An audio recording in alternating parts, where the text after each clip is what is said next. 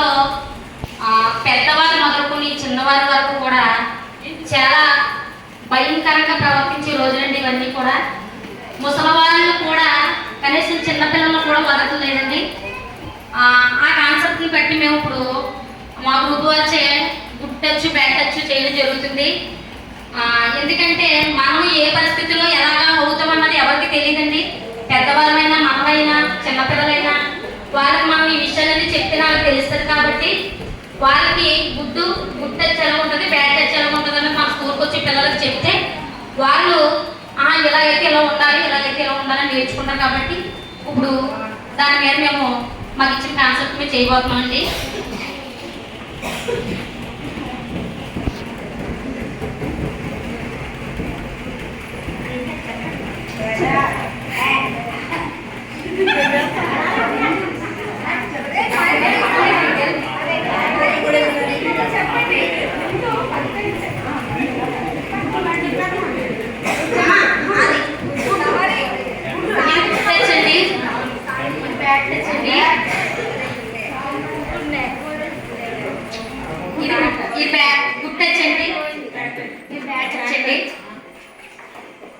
ఇది good touch అండి, bad touch అండి. ఇది గుడ్ టచ్ అండి, ఇది బ్యాడ్ టచ్ అండి.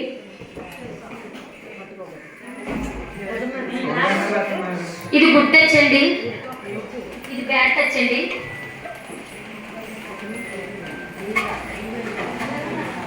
ఇది గుడ్ టచ్ అండి, ఇది బ్యాడ్ టచ్ అండి.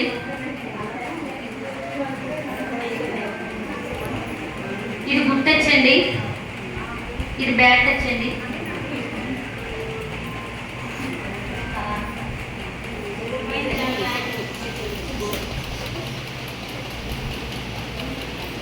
ఇది గుడ్ టచ్ అండి, ఇది బ్యాడ్ టచ్ అండి.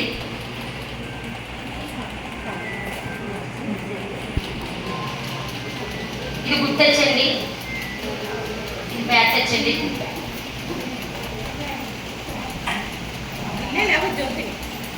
ఇది గుడ్ టచ్ అండి, బ్యాడ్ టచ్ అండి.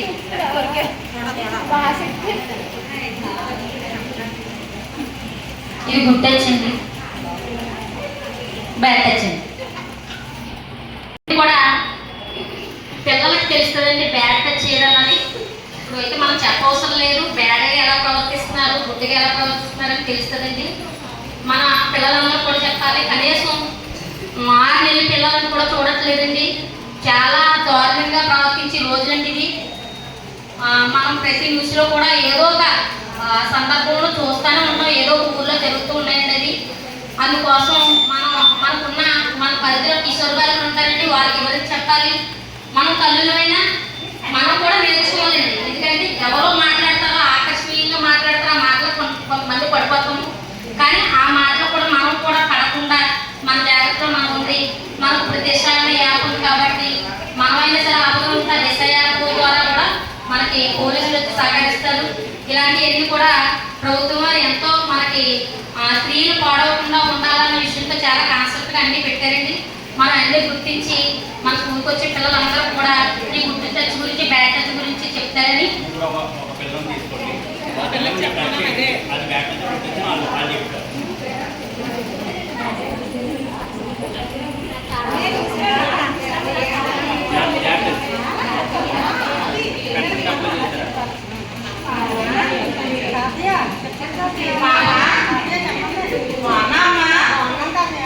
బడిలో బాగా చదువుతున్నావా?